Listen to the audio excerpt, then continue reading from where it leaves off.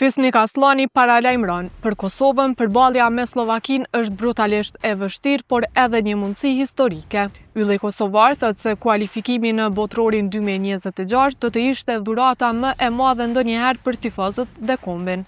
Ai thekson, mund të jetë gjëja më drastike që ka ndodhur ndonjëherë, nuk mund të përshkruhet me fjalë. Sipas Aslanit, emocionet në Kosovë janë në kulm dhe pritja për këtë ndeshje është e jashtëzakonshme.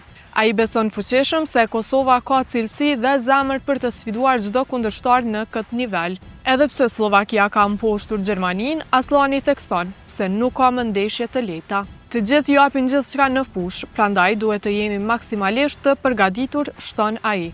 Megjithatë, ai mbetet optimist se Kosova mund të shkruajë histori me një paraqitje të madhe.